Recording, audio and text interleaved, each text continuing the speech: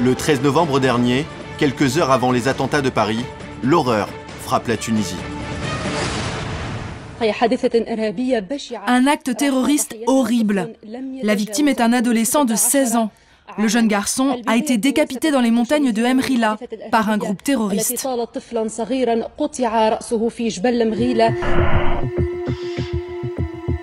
La victime, Mabrouk Soltani, est un jeune berger de 16 ans.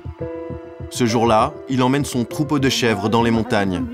Il se retrouve alors nez à nez avec un groupe de djihadistes. Pour eux, le jeune berger est un indique de la police. Mabrouk est ligoté, puis égorgé devant son jeune cousin, qui est contraint de filmer la scène. Un meurtre qui vient toucher une population déjà accablée par la misère. Une réalité qu'un membre de la famille de Mabrouk va exprimer en direct à la télévision. Tous les jeunes sont au chômage. On arpente la ville, puis on s'assoit au pied d'un mur à attendre que quelqu'un nous propose du travail. Laissez-le parler, laissez-le finir. L'eau, nous la ramenons de la montagne. Mais vu que le terrorisme est dans la montagne, maintenant, où est-ce que je vais aller chercher mon eau? Moi, je vais mourir soit de soif, soit de faim, soit du terrorisme. Durant de longues minutes, Nessim raconte le quotidien de sa famille et des habitants de la région. Un témoignage poignant qui émeut le pays tout entier. Critiqués pour leur inaction, les autorités veulent sauver les apparences. Le lendemain de son intervention, Nessim et le frère de Mabrouk sont reçus par le président tunisien.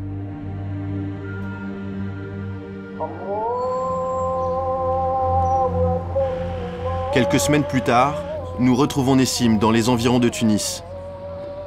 Depuis son intervention, il travaille dans cette boulangerie tenue par un proche. Venir en ville, ce n'était pas son choix, mais celui de sa famille, qui désormais craint pour sa vie.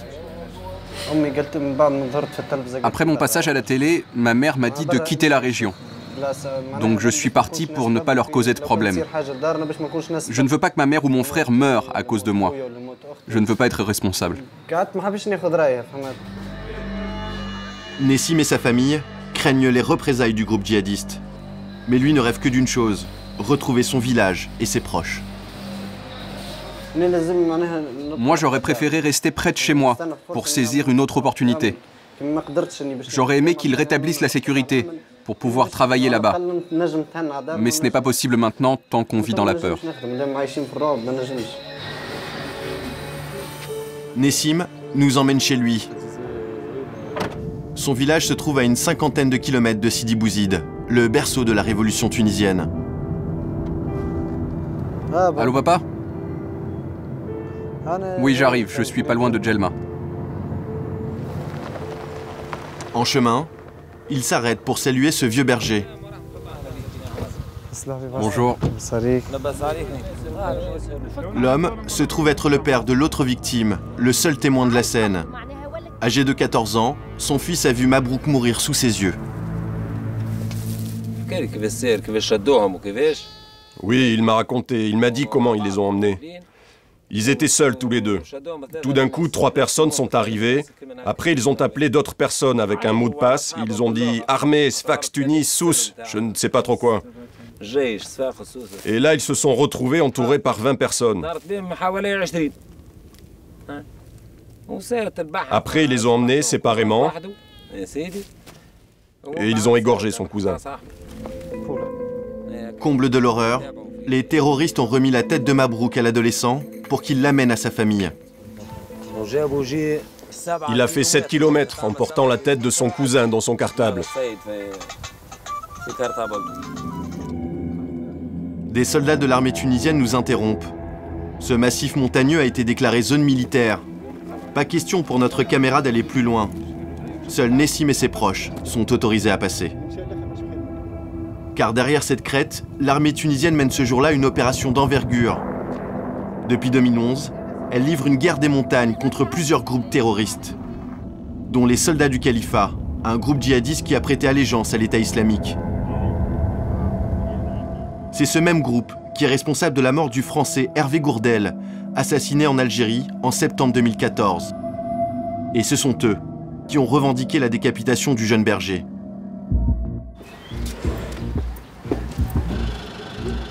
Le lendemain, nous obtenons l'autorisation de rendre visite à la famille de Mabrouk, escortés par la garde nationale.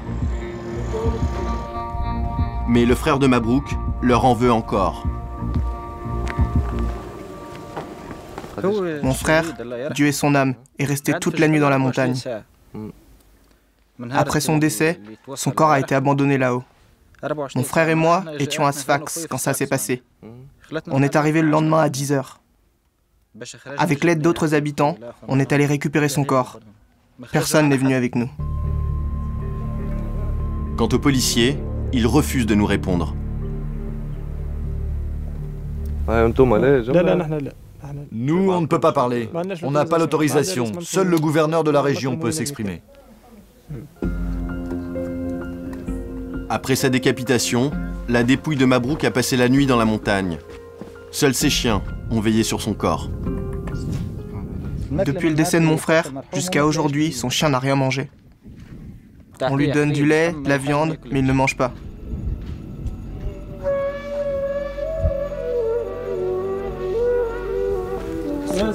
Comme tous les habitants de la région, la mère de Mabrouk n'ignorait rien de la présence de djihadistes dans les montagnes. Avant d'égorger mon fils, ils venaient à la source là-haut pour chercher de l'eau. On les voyait la nuit venir chercher de l'eau et repartir. Ils éclairaient leur chemin avec leur téléphone. Vous avez prévenu la police? Et qui tu veux qu'on appelle?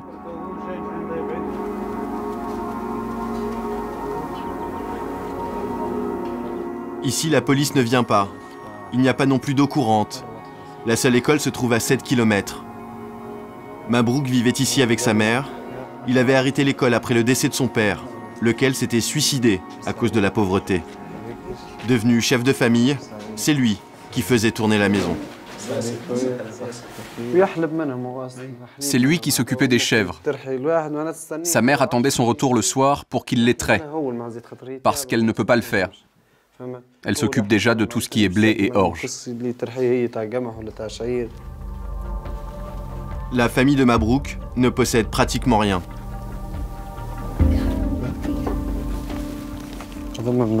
Ça, c'est le troupeau de Mabrouk. Ses chèvres étaient tout pour lui. C'était comme sa famille, c'était son gagne-pain. Son troupeau, c'était toute sa vie. Nessim nous emmène sur la tombe de Mabrouk. Désormais, c'est un martyr aux yeux de sa famille. Regarde comment il a fini. Il était encore jeune. Il n'a rien connu de la vie. Mabrouk, un adolescent qui n'avait pour seule compagnie que ses chèvres et ses chiens, devenu malgré lui le symbole de cette Tunisie oubliée, qui en plus de la pauvreté, doit aujourd'hui vivre avec la menace terroriste.